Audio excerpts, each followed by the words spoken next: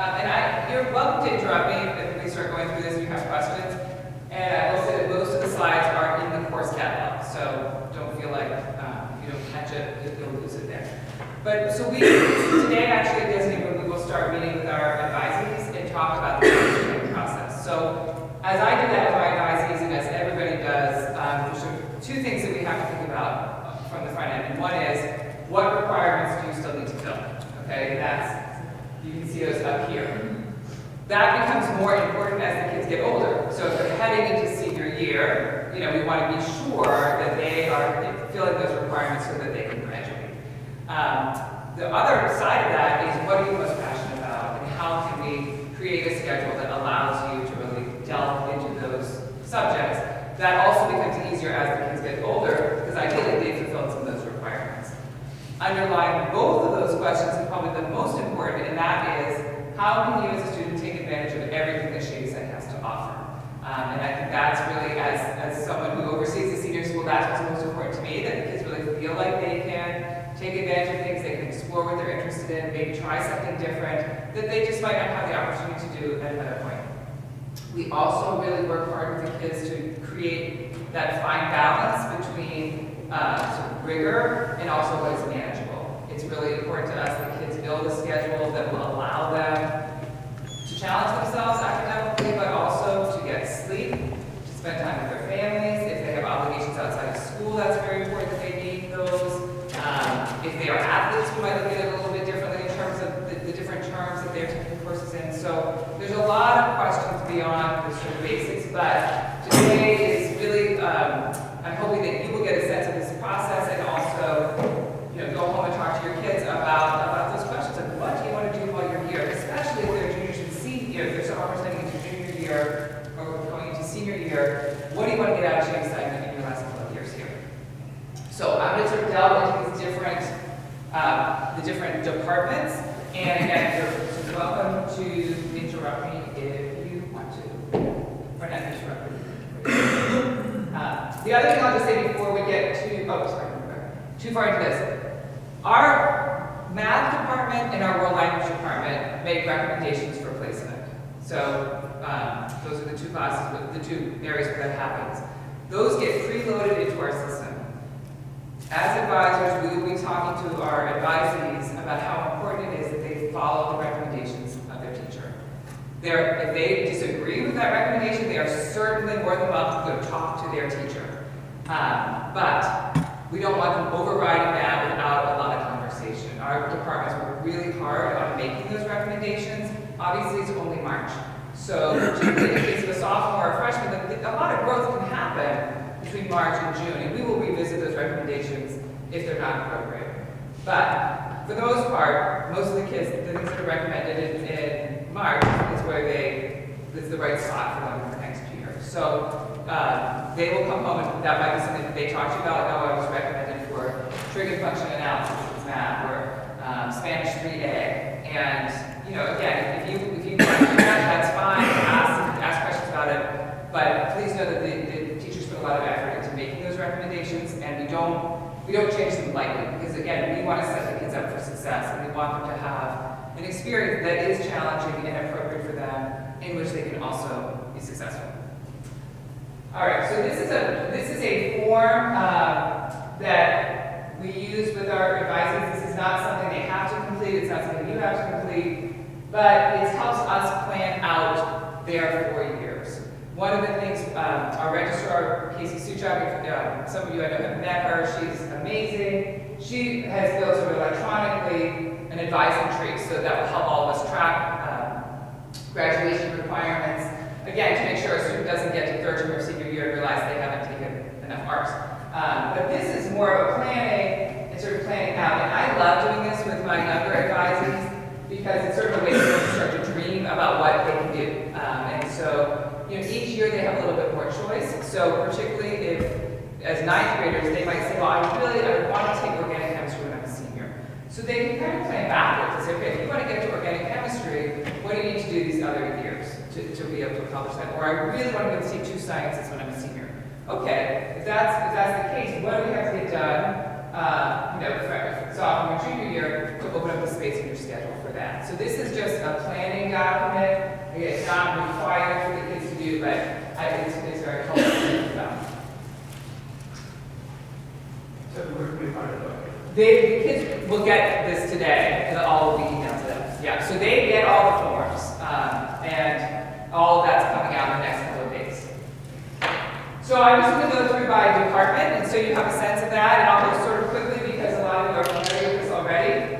They are sort of in alphabetical order, although I realize it starts with a P, but it's under art. The students have 3 credit requirement for art. So the way that that works, they can take 3 terms of visual arts, that's the next slide. Performing arts, that's 2 years. So those courses are 1.5 credits in performing arts and 1 credit per term in visual arts. So that's the performing arts. And then the visual arts is here. Because you all have already been here already, most of your kids will have already taken either 2D or 3D, and then they will get into that next layer. Some kids, just so you know, if you are a freshman, some students do take both 2D and 3D, and that's okay. They don't have to go to the next level right away. All of our art classes, whether they are visual or performing arts, are pass-fail. Okay, so that's important to realize. Kids can apply to take the upper level art classes as a grade for a grade. Then they do a little bit. They need to do some extra work to get a grade. And they work with the teacher to make that. That's a conversation that they have direct with the teacher and getting their turn. So do they have to take the studio or 3D before they can take metal or glass? Correct. Or they can take art? Correct. So this is one of those planning things. So if the students like, oh, I love ceramics, but they took studio art 2D, then they need to take 3D before they can take ceramics. So the only, architecture is the only class that you can take from either 2D or 3D, okay? It's the same architecture class, it's just, you can get them both. I noticed, and I don't remember where I saw it, but a lot of the art is offered in the summer. Only one class is offered in the summer, that's glass, Okay. and it's full, I will say, as of now. It's full. Okay. Yeah. Okay. All right, athletics. Really important if you have a rising sophomore, they do 2 team sports, just like it's the same as freshman year. Junior year, they only have to do 1 team sport, but they do have to sign up for 3 seasons of activity. So they can do PE in the other 2 seasons if they don't want to do team sports, but they will have something after school every term. So that's not a change for us. It's been like that, but for rising juniors, that's different for them. Okay. Senior year, they take 3 terms of something. So they can do PE, fitness if they want all 3 terms, or they can do sports mixed in with that. Okay. These are our athletic offerings, which are pretty much the same as they have been. Okay. Computer science. And these charts are all in the course catalog, which is online. So again, you can have access to these. This is a pretty exciting chart for me because we've got a number of new classes being offered in computer science. So we're really excited about that. The department's been working hard to create some new classes because they will be happening in the space that's right underneath us next year. So we have all new computer science facilities, and in the technical design hub, there's also a fabrication space so that 3D modeling will be taking advantage of all these new 3D printers we have. So we're excited about that. Again, they need to take problem solving before they get to any of those classes. So if you have a rising sophomore and they haven't taken problem solving, they should really take that next year.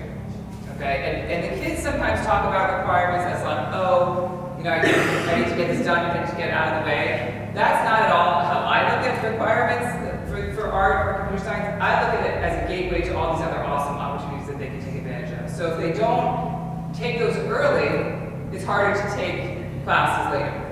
So we really, if they haven't taken those intro classes yet, we really would like them to take those sophomores if they haven't done them yet as freshmen. Okay, history. So the very standard, if you are going into sophomore year, you take patterns of Western identity. Junior year, you take U.S. history. This is where they write the U.S. paper. So some of you have juniors, and so they are experiencing right now the outline. That is a pretty intense intense process in the spring. I will also say it's a very manageable process. I taught U.S. history here for a couple of years. The teachers work very hard to create a lot of sort of assignments along the way, so to help the kids manage their time. I think it's one of the best things we do here. It's great.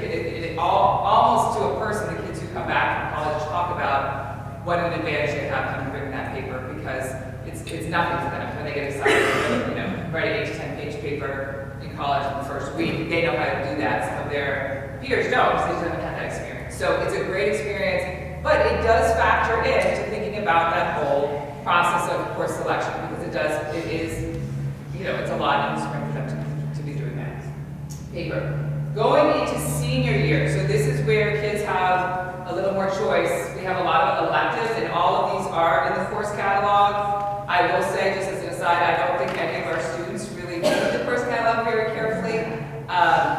It's great reading. I mean, you will read it in which you were in high school. I think I read it in which I was in high school. My daughter's a senior. She's now in her 6th English elective and her 3rd history elective, and I wish that I had taken each of those classes. So there's a lot in there, so please take some time to look through that. These history electives are all listed in there. Students can take history electives also as juniors concurrent with U.S. history. So if you have a child, this is where that question for passion, interest comes in. If you have a child who loves history and they have some time, they don't have maybe a spring sport, or they don't have a winter sport, they might think about taking a history elective if they want to delve into that. Some of those include, there's a series of history of Pittsburgh courses that are electives, term electives. There are some philosophy electives. There's a new one called the Philosophy of the Good Life, which I think all the teachers would like to take, but that is going to be offered next year. There's Intro to Economics and some other, and some social justice electives. So those are options to consider. Yes? I just have a quick question about that U.S. history term Yes. paper. Yes. When is the busiest time for the kids? Just so we have a sense when we're scheduling for that. For juniors, I know, I'm sorry. yes, this spring, because So they, it's like the third term. Yes. Really the busy time. yes, I think that, because they are also, many of them are taking standardized tests, so there's an SAT I know this weekend, and so some of them are doing that for the first time, so I would say that is very the busiest time. Okay. Any questions about history? And I didn't put, actually, I'm sorry, there isn't a slide for English. They don't do the graphics, but English, sophomore year, they all take Foundations 2. If you have a rising junior, they will have the first opportunity to choose English, or to request English term courses. So as in junior year, all the courses are term courses. In the fall, all of the juniors take a class called Art and Persuasion, which is a writing course. But then after that, they can choose electives for winter and spring term.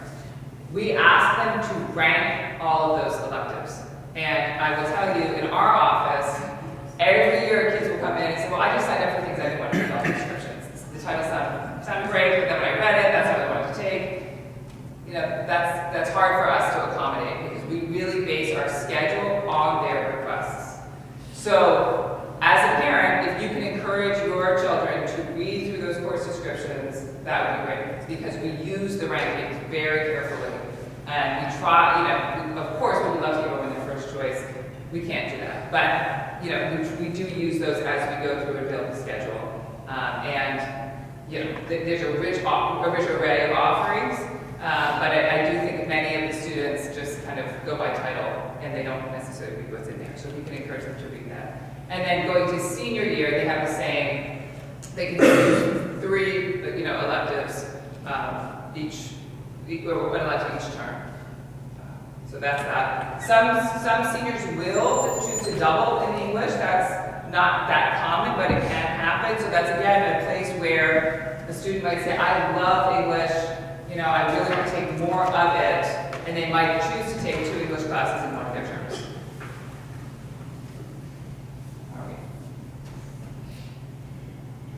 Okay, let's skip that one. Okay, so this is math, and math is changing a little bit for our incoming students. So I'm going to direct, this is a little bit hard to see, but you don't need to worry about this part. Because if your students are here now, they're either in problem-based math 1 or problem-based math 2.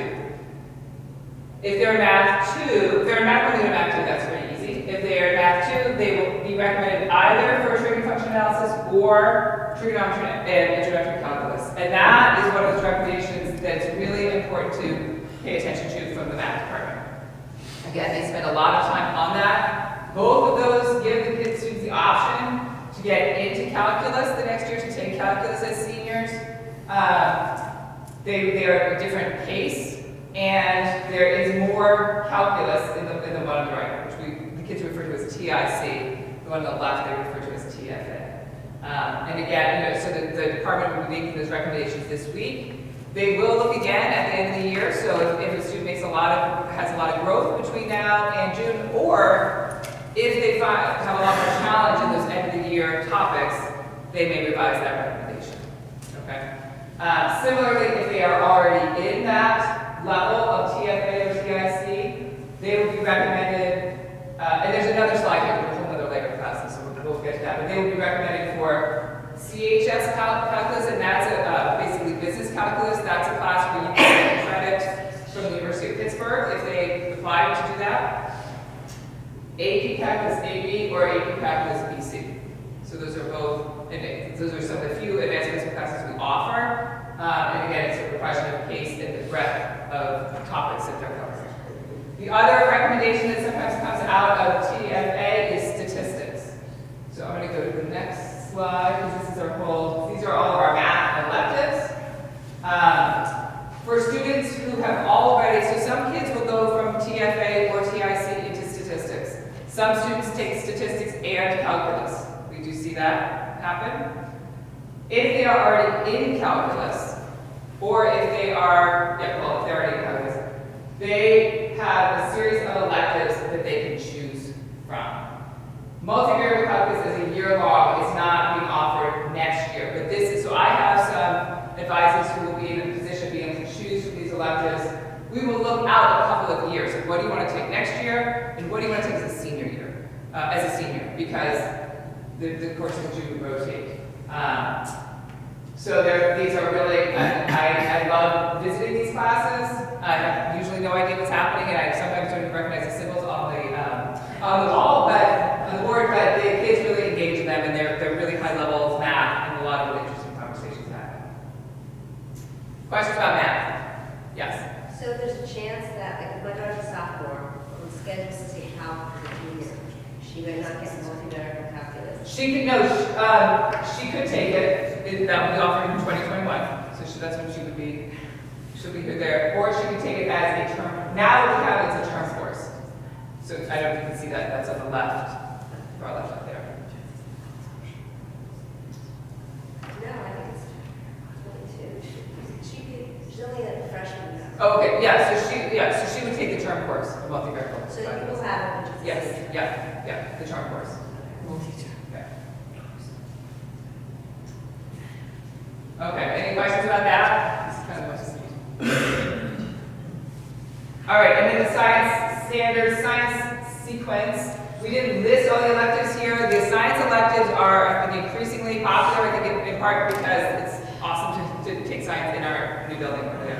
And this is again where if you have a sophomore or a freshman, it's worth looking at all of those, even though they're not going to be taking organic chemistry as a sophomore. It is worth thinking about, well, if we want to get to the point where we want to take organic chemistry and advanced bio, what do we need to do to get there?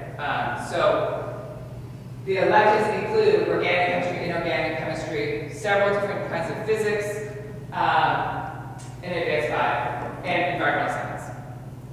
So those are all listed in the course catalog. If people who transfer in as they haven't taken physics 1, we do want them to take physics as a junior or as a senior, so that there's an option for that. And then we've got world language, which is and Lauren will speak a little bit about this in terms of kind of how far you should go in language, because that's probably one of the most frequently asked questions. If you top out at level 3, that's a requirement. How much more should you take? here, we offer advanced, and most of the courses, German is a smaller, grade 9 or smaller group, so we have all the kids in the same class. But otherwise, we usually have the option of advanced or standard class. And those, again, are by recommendation of the teacher. Questions about that? So if you have a child who wants to do a language that's not offered, do you have any accommodations for languages at the online language school? They can do it as an independent study, but it doesn't fulfill the requirement. But they can do it as an independent study. Yeah. Okay, I'm going to go over the timeline of what's happening.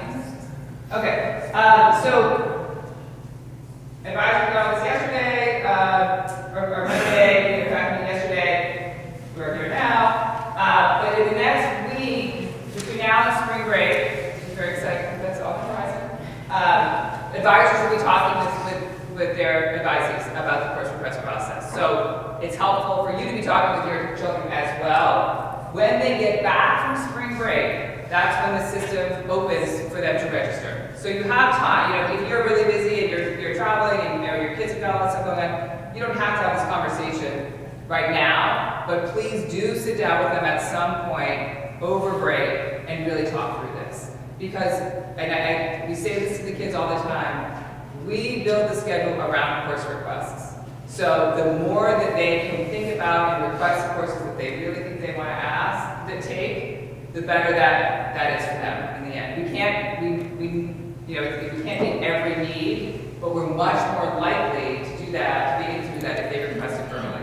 Because when we look at those course requests, that's how we decide how many sections of the class we're going to offer. Do we need to have 4A and 4? I mean, all of those things come into play. So it's really important that they're requesting what they want to take.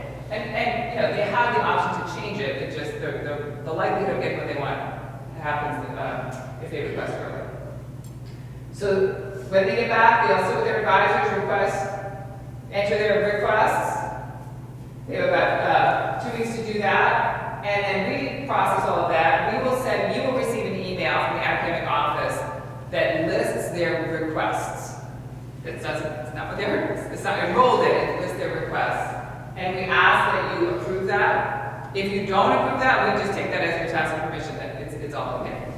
So you'll have 5 days to approve that. So take a look at that. That might be a time where you realize your child is registered for things you haven't talked about, and that's fine. But that's a good conversation again for you to have in May, because in July you'll get an email that has the classes in which they are actually enrolled. So it's easier for us to make adjustments in May than it is in July. And if you returning parents, you get the list of course requests, or the courses that they're enrolled in July. You don't get their schedule or their teachers assigned, because we're still working all those pieces out. But we do try to get that course list out early so you can order books, because the bookstore has free shipping for about 2 weeks. So what I would say, again, I think what is most helpful for us for you to take home is, really listening to the teachers and their recommendations. And again, if you have questions, after you talk to the advisor, talk to the teacher, talk to the department chair.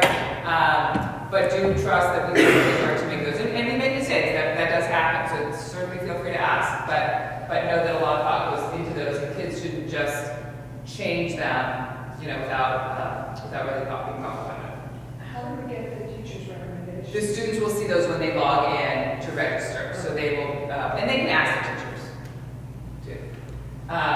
Secondly, the more sort of thoughtful the kids are about their requests early, the better that is for them in the end, because we're able to build a schedule around that. And also, I would say, really thinking with them about that balance between sort of what is challenging and what is manageable.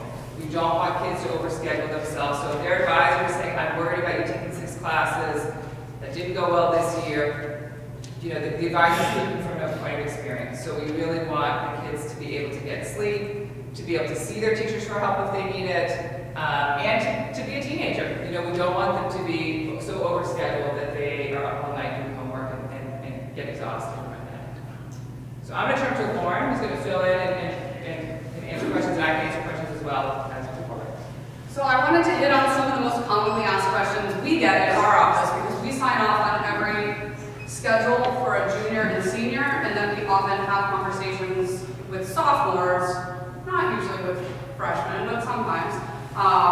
So probably the biggest question we get is, I'm not a language person, or I'm not a science person, or I'm not a math person, and I'm never going to use this again, and I want to be done. So we've gone through what the actual graduation requirements are, but most colleges don't want to see the bare minimum of a high school requirement there. So language is probably the question that we get the most, because it's the thing that often the kids finish first. So many kids finish through level 3 in sophomore year.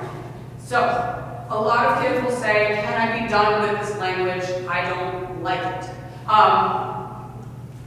Most colleges look for the 4 years of the 5 core disciplines. Colleges want to see generalists. Colleges don't want to see kids coming in as a pre-professional. Okay, they want to shape their students into a college major, but as a high school student, they want that well-roundedness. So those 5 core disciplines are math, English, science, history, and language. Now, there are exceptions. Like, there are kids for whom language is such a struggle that it is consistently their worst grade. It's their worst grade by like a lot, that perhaps they feel it brings down all their other grades, that it's like so extreme that it needs to be done, and that's okay. But for the kid who's like, I just don't like it, I get a B, it's probably a risk that we would say is not worth taking, dropping language after sophomore year. I say this because I sat on the admissions side, and I remember the years of writing on comments of applications drop language senior year. Did it mean that none of those kids got in? No. Some of them probably did. But why do that if there's not a real compelling reason? Math. Are you leaving language?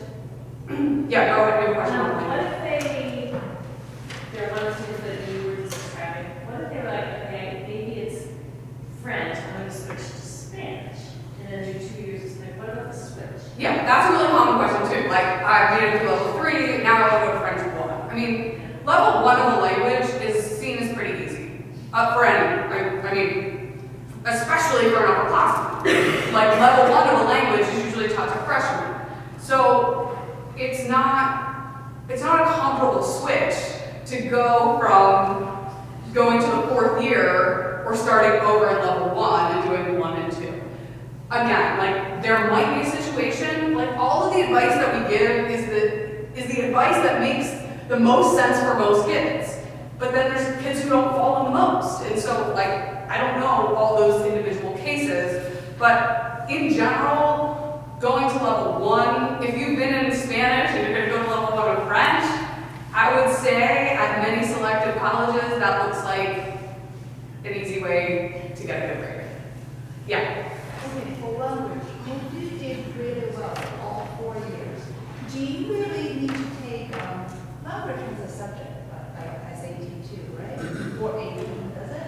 I think AP does it, but do you really need to take AP, say AP Spanish? Okay, so then the question is like, if you made it through 4, do you go to 5? Now, it's a little easier to have a kid get out at level 5. But if they're good at it, if they're being recommended for AP, and if it's a strength of theirs, I don't know why they wouldn't do it. Now, why might they not do it? Because they maybe want to take 2 science classes, or they want to take science and AP computer science, and they want those math electives. So maybe, but from the pure college admissions perspective, what's going to be the least risky and leave the most doors open, it's staying in the core disciplines for the 4 years. Now, some kids get to AP in the junior year. That's hard to do. Now, if that's the case, well, then there's no reason to do anything after that. But I mean, it's kind of a case-by-case basis. But in general, if it's a strength of the kid, like the college process is about putting a kid's strengths forward. So if they're in the AP, like if they get to the AP level, that's something that they probably want to do. Okay, so the counselor really start to know the kids' strengths and the weakness until the junior year, right? You don't really talk to freshmen at all. A little bit.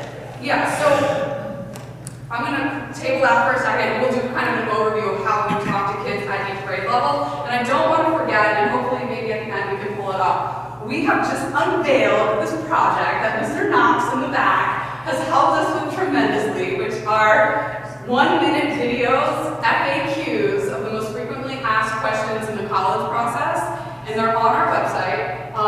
And one of them is, like, what is the overall timing of the process? When does my kid take SAT and ACT? Is it better to take a harder class and get a worse grade, or take a less hard class and get a better grade? Like, these are questions that we get all the time. So we made these videos and we posted them with a transcript of what we're saying in the videos underneath. So you will be able, if you want to after this, we were joking that, you know, like now there's a whole YouTube channel and you can just binge watch us as the college counselors answering all your questions. But they are there, and so like the overall timing. But for something like recommendation for a language, the language teachers are going to be the ones to know what they would be well suited for. Even if we got to know them really well, we don't know how good they are with foreign language. It's like athletics, you know, they're like, I really want to play this sport in college, and we're like, are you good? How good are you? I don't know. So the teachers really were that expertise. I'll just show you where this is. So if you just go to the SSA website and then you go to college counseling, and we go to I'll pull it up and you can see the glamour photo. We're doing our last shoot tomorrow. Oh, sorry. Somehow I just got out of that. Sorry about that. So just FAQ videos. And there's a list of all the topics here. So, you know, nothing's like, you're always welcome to reach out to a human being as well, but if you're home and you have a question at 9 o'clock at night, they're great, and they are very short and concise. And if you're following us on social media, they come out every Friday, FAQ Friday. We're gonna have 10 of them right now, we have 7. But it's kind of all, it's the, like, we chose these questions because we get asked these questions at every coffee and conversation, at every prospective parent event. Like, these are the most frequently asked questions, so they're there as well. Okay, so are we good on language? Math, it's really important your kids in math for all 4 years, even if they're not a math person. They have to be in English all 4 years, but I would say math is the thing that we would least like for them to drop at any point along the way. And like all this advice, the reason why it's the thing we least want them to drop is because it's the thing that we see as the most risky when kids are applying, if they're not in math. Yeah. So, after calc, A, B, C, whatever you change, what, if you have a kid who's computers or science, what would you recommend as the elective they take senior year? If they Well, there's 6 different electives. Is there one that the colleges, the reason I'm asking this Yeah. is because so my other kids went to North Allegheny, and after calc, the only options were statistics and computer science, AP, and they routinely got comments, especially from parties and Alice, that these were not acceptable, these were not hard enough math classes. And so I want to know what you're hearing. What if you have a kid who's like going in the engineering track or going in the science track, what would the colleges want them to see as the elective for senior year? So we had the Carnegie Mellon admissions dean here this winter. Some of you were there. So basically, like, they want to see the kid in math, and what they say is almost like we've never gotten, I'll just start with this. We've never gotten feedback in any way at all that what we're offering post-calculus is insufficient or not suiting our kids well for going forward. I mean, there are so few high schools that offer 2 full years of math after AP calculus. It's a real anomaly, and it's a real gift for those kids. You know,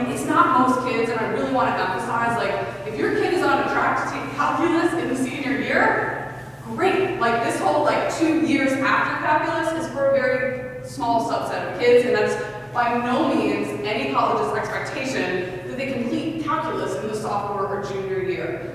Most high-achieving kids take calculus at some point in high school, and for most of those kids, it's their senior year. And some kids don't take calculus, and that's okay too. And they all go off to colleges.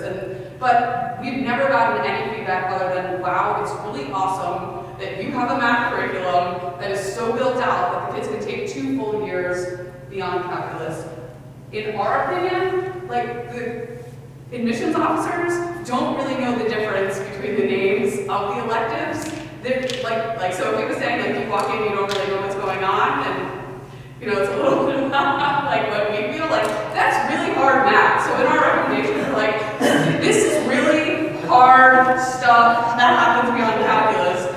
Don't ask me to go much more detail. Some of them are a little more calculus focused. There's some are more algebra focused. So the kids might, by the time they're at that level, they'll know what they like. So they drive that, and then a lot of that also becomes a schedule issue, because chances are if they want to take linear algebra and AP Chinese and they're in strings, there may be a conflict there. So that's why we have multiple courses. Okay. I mean, only because that same gentleman came to NA and also came to Gifted Parent, and he said it to us, he said it to Jen Rosado, he's like, I keep telling NA, you are not offering hard enough math after calculus. And so I was just curious, obviously you're offering it. I mean, he's told us he doesn't really care about the classes they take after calculus.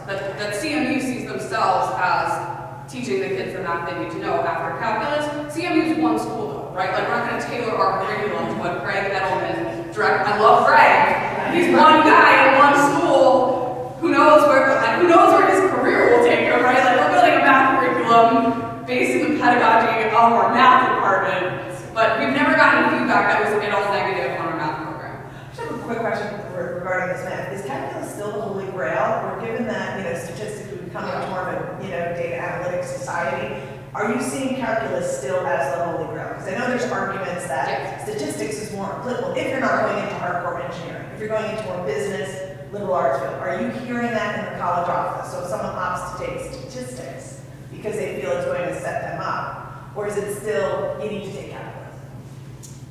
It's more still you need to take calculus and compare the two. Like, if you have that as an option. Now, we have probably, it's between 15 and 20 kids of our senior class of 125 who are not in calculus this year.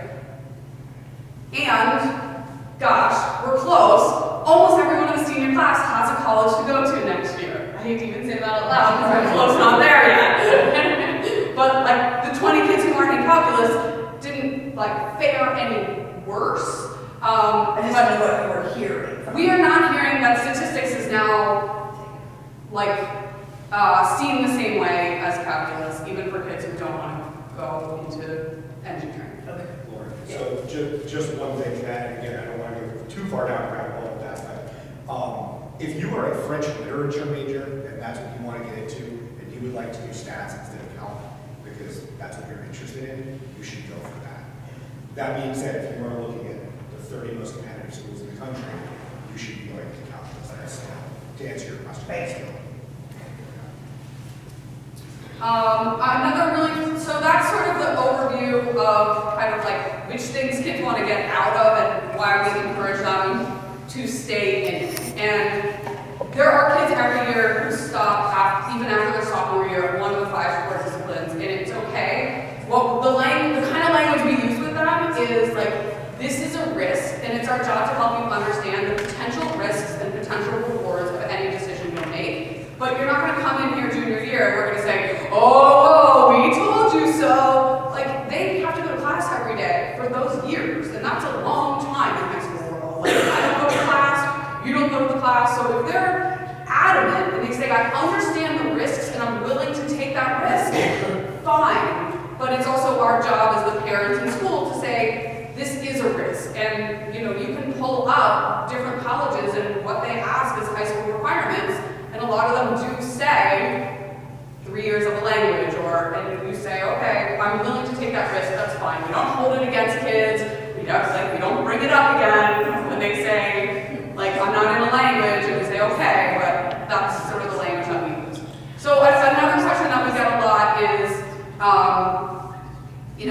recommended for this class, but I think it's gonna be too, like, I don't think I'm gonna get in.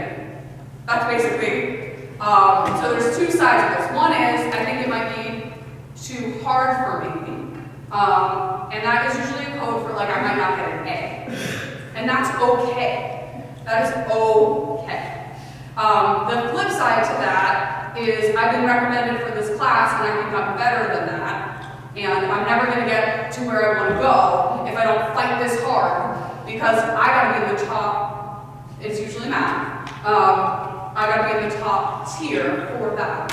And like Sophie was saying, like we see this every year where kids, you know, they win their fight and then they are in a bad place when they're in the class and they're in a little bit over their head. So, you know, as she said, yes, sometimes there are mistakes, and yes, sometimes there are good reasons to go and have that follow-up conversation about why what's being recommended doesn't really match what your kid wants to do.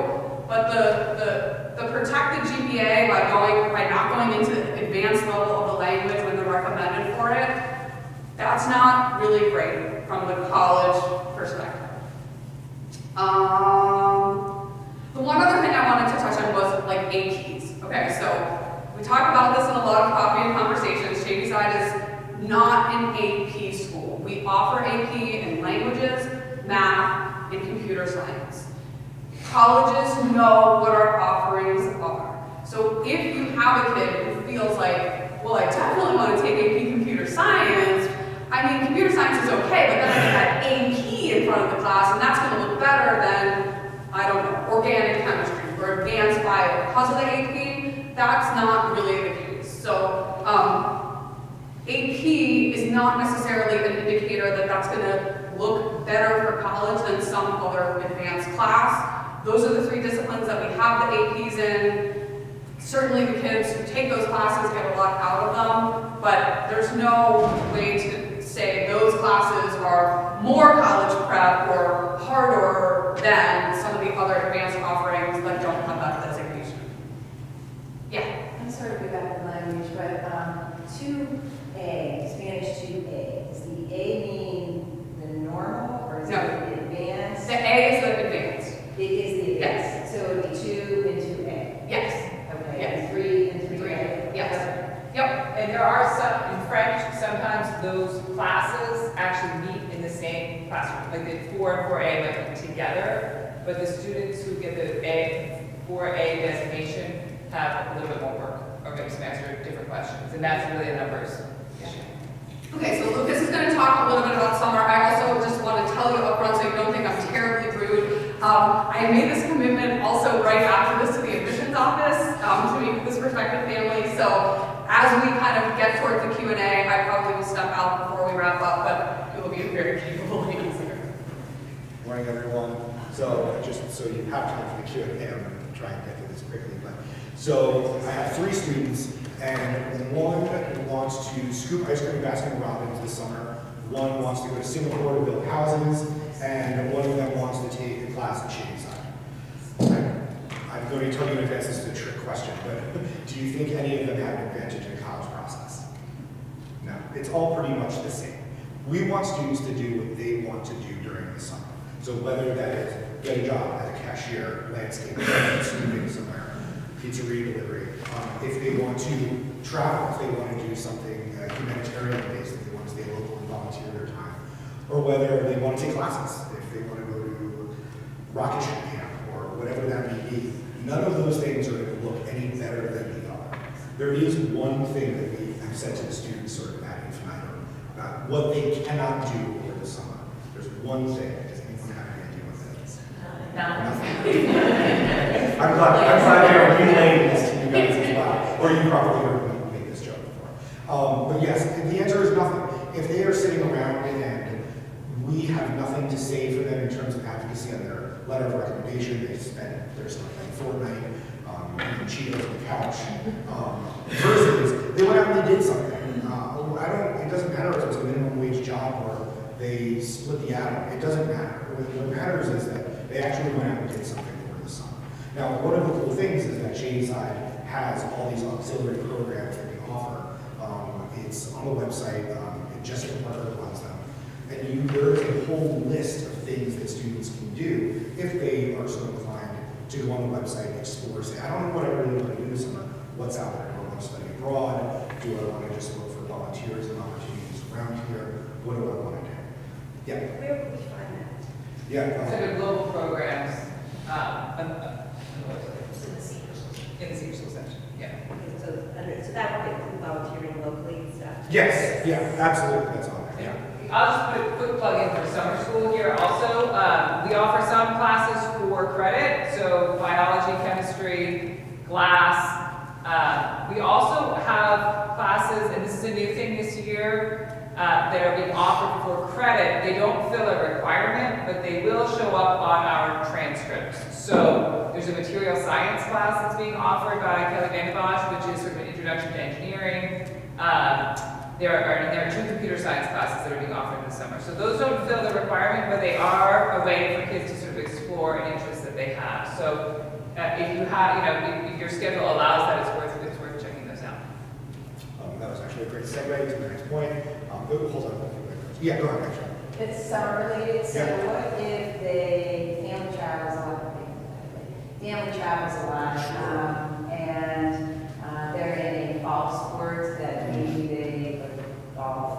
And all summer is tournaments and playing and preparing for golf that starts in August, for It's a example. great question. Yeah. So that's not a job, and that's not volunteering, but it's something that is time intensive and, a commitment. But it is doing something. And Okay. so absolutely, that is something that we see, especially for athletes, of like, I spent my summer traveling to showcases and tournaments for lacrosse, or played baseball in a league, and it was really time consuming. That's still like absolutely something that we can talk about, and something that the students can sort of say, yeah, this is what was important to me this summer. So that brings me to my final point, which is sort of the 2 words that I would use for the summer programs that they should be choosing are genuine and exploratory. So if a student says, well, what's going to look best in my college application? We've already gotten away from the genuine. We want them to be doing things that are really meaningful to them. If they're like, hey, you know what I really want? Pocket money. Great, that's awesome. You should go do that. And you should learn the value of a dollar. And that's something that we can talk about. And then exploratory. So if they sit down and they're like, you know what? I really don't know what I want to do this summer. In fact, I don't know what I want to do in life. That's pretty normal for a teenager. That's pretty developmentally appropriate. And so we want them to try something. And even if the next summer, they're like, you know what? Last summer I went to rocket ship camp and I hated it. It wasn't for me. That's not my thing. That's totally fine. There doesn't need to be consistency throughout every summer. It's something that they can just say on their application. I tried this. It was really fun for when I did it, but I moved on the next summer to something else to try something else. I have a student right now who's in a CCAC class for car mechanics. He's like really interested in how cars work. And he wants to get a job this summer in a body shop because he's been in the CCAC class and he's really interested in how the cars work. Like, Shady said not going to teach him that, right? So, I mean, anything that a kid is interested in, it can be like something like that. And certainly, if it's something that they think they might want to study in college and it's not something that we offer here, that's a really good chance to try that. As you have older kids,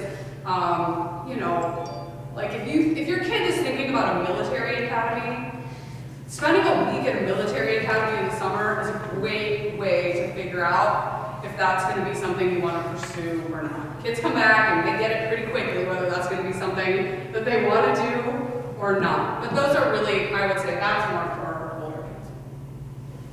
Very basic question on the role of the advisor and the college counselors and how all that process comes together, who really is their go-to, like how does that come together? Sorry, do you mean for like everything overall or specifically summer stuff?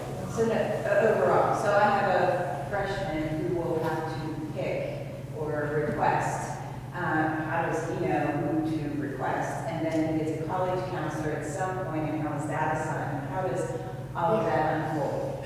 Good question. All right, so freshman year, you get this advisor, and then you choose beyond that. I would say, so they fill out like a sheet, and sometimes they choose teachers based on like disciplines that they think they're interested in. Sometimes they're choosing an advisor because they coach a sport that they might be in. sometimes they're really just asking their friends, and sometimes, you know, they kind of have to put a rank, and I don't want to say it's like totally random, but it usually is based on like something they're interested in, some way that they think they might connect with that teacher, and then sometimes it is kind of random. Is the ninth grade advisor help them through that process? Yes. And then the idea is hopefully that they would stay with the new advisor 10, 11, 12. Now, if it's not a fit, they can change after the year. But for example, you know, I have all seniors this year, so I'm going to have a totally new group next year, and there are no freshmen. I don't know any freshmen. That's not an invitation for all of you freshmen saying, "Put Miss Lieberman, she seems great. She'll get you into the college." But you know, depending on the groups, like some groups will have a lot of openings, and some groups might not have any because all those kids, like Lucas has a group with no seniors in it, so there, you know, likely there won't be any openings in that group, and that's part of it as well. The advisor stays the contact through then all the years. We speak to every grade level. So a version of the talk that we gave this morning, we gave to freshmen last week, we gave to sophomores last week, we will give to juniors, but the junior one is a little bit more in depth because they have more choices. So what did we say to freshmen and sophomores? Stay in the 5 cores. If you're thinking about not, here's what to consider. Here's some questions we get asked. Here's how to think about it. Here's how to think about summer. So we did this with them in groups. We do 4 sessions with the sophomores, 3 with the freshmen, and then, you know, pretty much at every faculty meeting, our department says something to faculty who are all advisors about, you know, like kind of where we are in the year and any potential implications that might have for college. So like the course plan. We give talking points as well. It's in the junior year that we make our college counselor assignments and start meeting one-on-one with kids and families. And then we meet about 4 times in the junior year between winter break and summer, and then for most kids much more frequently than that in the fall of the senior year. The dad is assigned. Yes. Yep. And it's assigned completely randomly. How many counselors do you have, and how many kids do you counsel? I'm so glad you asked that because we have an awesome cohesive team, and 2 of the 4 of us are not represented up here today. So Kelsey Williams is in the back, and she is our behind-the-scenes support person who makes our office hum at all times. And Julie Hertz is the other full-time college counselor, and Julie is away on a professional trip this week. So it's the 3 of us counselors divided up for the class. So we typically have between 30 and 40 kids. Just to plug something that Lauren said, we really do talk about every student head. So while you are put to a counselor specifically, like we often have meetings about this to really make sure that all 3 of us are. I had a senior parent email me last night. It was one of the students Lucas is working with, and she said, you know, I'm really worried about this thing. And I said, oh, I'm totally in the loop. I saw your email yesterday. Lucas and I have talked about this. There's very little, you know, we talk a lot in the day, and it's great because we also really like each other. So we talk a lot at night too. Okay, other just general questions? Service, how does that play into the whole college? I mean, no, I know a lot of colleges, that's what they want to see service on these kids' resumes. What do you recommend? How do you recommend that they approach that? Yeah, I mean, I would say, so when you say like service is something they want to see, if it feels genuine and if it really makes sense for a kid. Now, service is a great thing, especially for kids who are like, I really don't know what I want to do. I don't know how I want to fill my time. I feel like I have some extra. That's a great, but it's usually a pretty low barrier to doing something for someone else. But I don't know that I could say like colleges want to see service, so every kid should do it. Because I don't think it helps kids who aren't that committed, like who just who did it because somebody told them to. They met the minimum, and then they like write it down. But if they weren't into it, then they don't know how to speak about it in any sort of. It's interesting because the school we came from, they had the service requirement to graduate. Mhm. So these kids were like, I can't graduate without Right. it, so I had 60 hours, Right. whatever it was. So yeah, there were people traveling to town to have to, play with elephants, and then there Right. were people that were at nursing home. But it is, how does that, is it really important that they find something that, we pull something that? I mean, I think it's really important that kids see a world bigger than themselves. I think it's really important that kids are able to start to think about who they are in a broader context, and that there's a whole community and world out there beyond themselves. I don't think service is the only way for them to get that. It is one way for them to get that. And So, that's something you talk to them about during this whole process too, and guiding. yeah, I mean, so we had this panel last week. It was about athletic recruiting. What did they say? They said the single most important thing to us is kids' character and who they are in their communities. And character is about being able to realize that the world is bigger than you and that your actions have consequences that go beyond you. I mean, that was a completely different context. Like, this is like D1 hockey coach saying, like, this is what matters to us. So that's what we talk to kids about. Do we say, you gotta do service so you can have good character? No.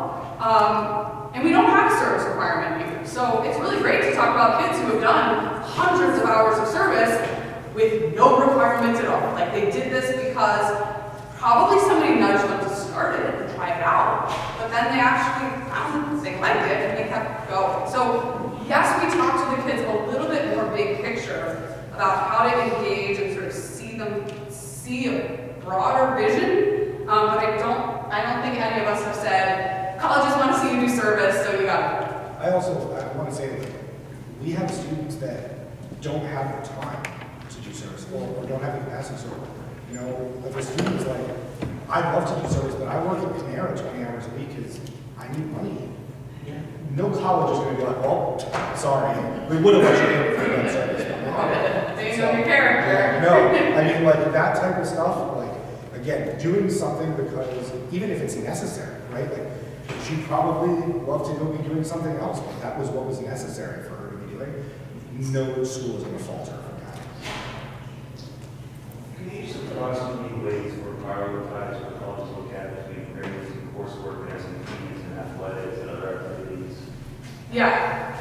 Okay. I do need to go. So this is video, the components of the college application. Watch it. No, I'm just kidding. Lucas will take it from here, and if you have other things, you can feel free to. So, across the board, you can pretty much guarantee that GPA is going to be the number one. That's the number one business. Now, there is obviously some expert, that certificate expert at the top of it, but please know that is the top. After that, if the school is not test optional, there will be test scores. And then there's sort of a mix of school rigor, which we've got in droves here, which you design, and then your curriculum rigor. So did you take the most challenging courses offered to you, or did you take more basketball, right? Then we don't know. And then after that, after those top things, so school rigor, course rigor, test scores, and GPA, after that you're looking at a mix of letters of recommendation, your essay, your extracurriculars.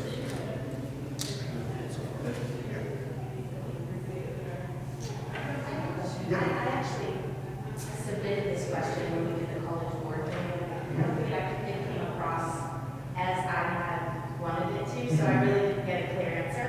So we came here in ninth grade last year. And prior to Beginning of the year. beginning of ninth grade, we came here. And in his public school, high honors, straight A's, perfect. He came here because of the rigor, completely like miserable for him. So last year, it was a lot of staying above water. This year, fortunately, he's straight B's, but that's not straight A's. Sure. So would his application hypothetically have been viewed more positively as a straight A high honors student at Highlands or a straight B student at Shady? That is a great question. And unfortunately, I have an answer for Yes. So, to move back to almost exactly what the question was before, the school rigor and the course rigor are extremely important to students. So if you are a straight A student and you are bored to tears and you are not working as hard as you could, that is not a plus in your application. Schools are really worried about, like, this kid just breezed through 4 years of high school, didn't work very hard. What is it going to look like when they actually get challenged in college? Versus, and we do have a lot of incoming students that come in at the beginning of freshman year to Shady side, and many of them are coming from schools where this is a big jump for them. So they come and they go, okay, this is different. I'm not the cream of the crop at Shady side, but I'm working really hard on doing that. That is absolutely something we can talk to schools about, and we do it sort of a lot. Where we say, this student consciously made the jump to a more rigorous course load. It took a while for them to get their guidance, but we are here now. Now, I will say, there's something that we talk about a lot in college counseling, which is called upward trend, which is freshman year is freshman year. It's tough, it's different, it's the beginning of high school, you're taking new classes. If you're a straight A student freshman year, great, that's fine. But if you're not, that's okay too.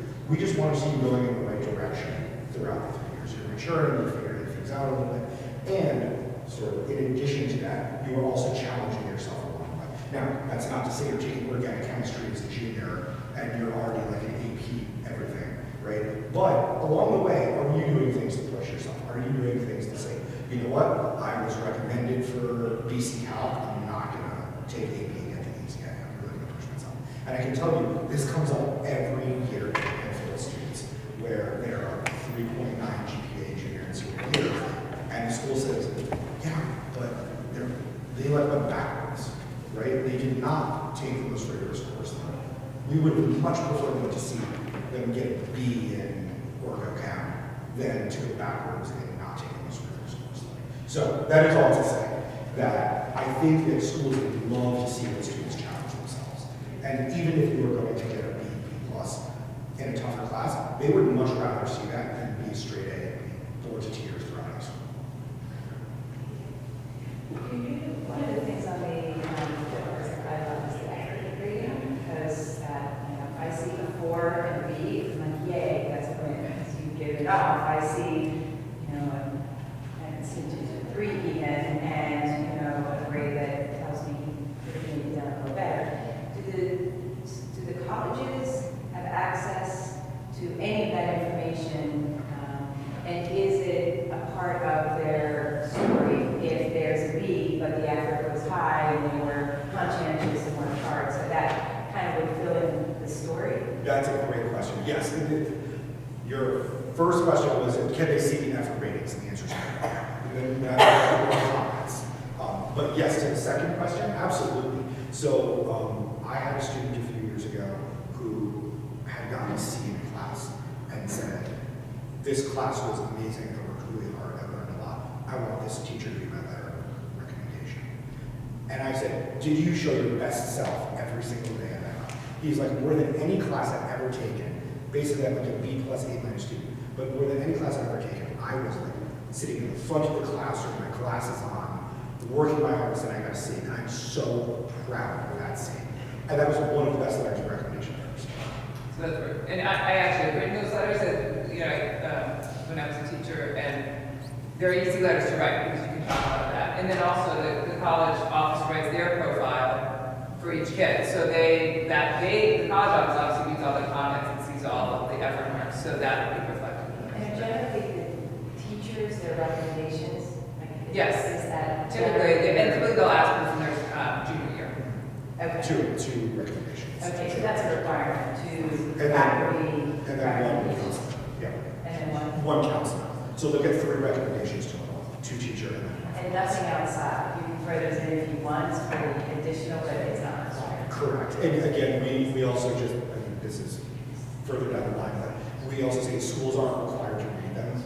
So if it's going to be an enormous effort to get a 3rd recommendation and outside recommendation, yeah, like schools might say that we don't have the time to read it. We probably have time for one more question. Looking at the time. I was just asking about early admissions. It helped me 30 years ago. Sure. Can you have a minute advantageous, when it's binding, when it's not being disadvantageous? I can't think of a time when it would be disadvantageous. If you, as a school, you're passionate about, and you want to do early decision binding somewhere, across the board, if you do early decision binding somewhere, it is going to increase your chances to get into that school. Sometimes it'll increase it 2%, sometimes it'll increase it 40% of your chances. So it really depends on the school and what they're looking for. The early sort of wave that you're talking about in general, so it's a November 1st cutoff, and that is for early decision as well as early action. Early action is non-binding, so what we often recommend to students is if you'd like to choose an early decision school, if you're just really passionate about it, you want to do that much time to get in, an early decision school. And then congruently also apply to some early action schools. So that if you don't get into early decision school, at least by Christmas, you'll have heard back from some other schools that are not binding, and maybe you can have at least one acceptance by Christmas, moving into the regular decision. Yeah. I don't know. It's a good question. Yeah. How important are the grades freshman year? Not that my daughter didn't do well, but I'm used to straight A's from our high school, and even though she was great, there's not every single one is an A. So I don't know how I think that's way to college. I'm going to try it as not diplomatic as that. So freshman grades matter across the board. If they're built into your cumulative GPA, they're part of your story. Many schools will take your grades out of your transcript and put them in their own software system and weight them in their own way. So when I say I'm not trying to be diplomatic, it's hard for me to say without knowing the school. Yes, there are some state schools that will say we don't even count freshman grades. Those schools are few and far between. For the most part, freshman grades are weighted just as well as the other ones. But I think that upward trajectory It's matters very- that Bill was talking about. Yeah. Thank you so much, guys. Thank you so much for coming. This was awesome. If you have a quick question, I'm available for another 15 minutes or so.